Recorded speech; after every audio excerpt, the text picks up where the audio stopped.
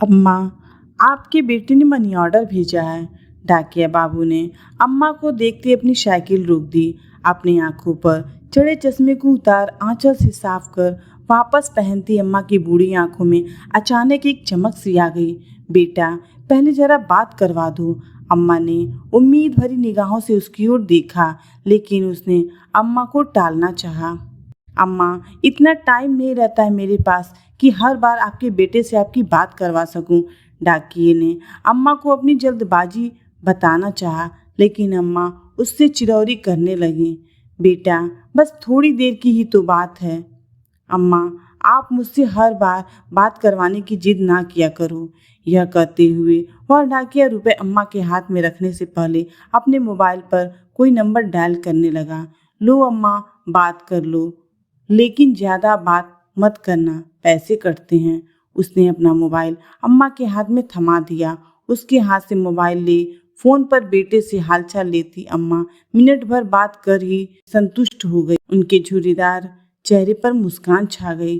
पूरे 1000 रुपए हैं अम्मा। यह कहते हुए उस डाकिये ने 100 के 10 नोट अम्मा की ओर बढ़ा दिए। रुपए हाथ में ले गिनती करती अम्मा ने उसे ठहरने का इशारा किया। अब क्या हुआ अम्मा, यह 100 रुपए रख लो बेटा। क्यों अम्मा, उसे आश्चर्य हुआ। हर महीने रुपए पहुंचाने के साथ साथ तुम मेरे बेटे से मेरी बात भी करवा देते हो। कुछ तो खर्चा होता होगा ना। अरे नहीं अम्मा, रहने दीजिए। वह लाख मना करता रहा, लेकिन अम्मा ने जबरदस्ती उसकी मुट्ठी में 100 रुपए थमा दिए और वह वहां से वापस जाने को मुड़ गया। अपने घर में अकेली रहने वाली अम्मा भी उसे ढेरों आशीर्वाद देती अपनी देहरी के भीतर चली गई। वह डाकिया अभी कुछ कदम ही वहां से आगे बढ़ा था कि किसी ने उसके कंधे पर हाथ रखा। उसने पीछे मुड़कर देखा तो उस कस्बे में उसकी जान पहचान का एक चेहरा सामने खड़ा था। मोबाइल फोन की दुकान चलाने वाले राम प्रवेश को सामने पाकर वह हैरान हुआ। भाई साहब, आप यहाँ कैसे? आप तो अभी अपनी दुकान पर होते हैं ना। मैं यहाँ किसी से मिलने आया था, लेकिन मुझे आपसे कुछ पूछना है। राम प्रवेश की निगाहें उस डाकिये के चेहरे पर टिक गईं। जी पूछिए भाई साहब। भाई, आप हर महीने ऐसा क्यों करते हैं? मैंने क्या किया है भाई साहब? राम प्रवेश की सवालिया निगाहों का सामना करता वह डाकिया तनिक घबरा गया। हर महीने आप इस अम्मा को भी अपने जेब से रुपए भी देते हैं और मुझे फोन पर इनसे इनका बेटा बनकर बात करने के लिए भी रुपए देते हैं, ऐसा क्यों?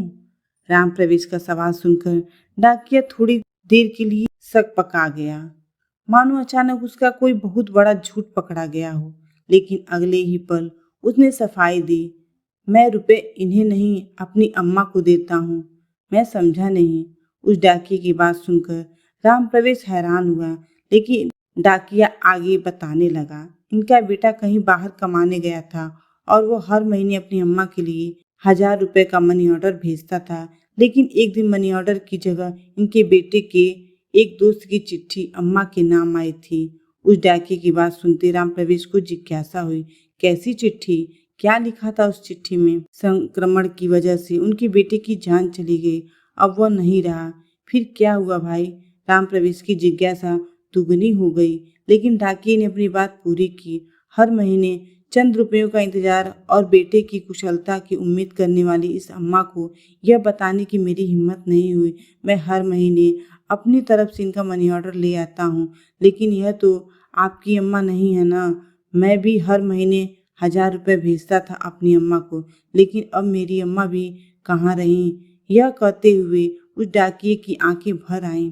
हर महीने उससे रुपए ले अम्मा से उनका बेटा बनकर बात करने वाला राम प्रवेश उस डाकिया का एक अजनबी अम्मा के प्रति आत्मिक स्नेह देख निःशब्द रह गया।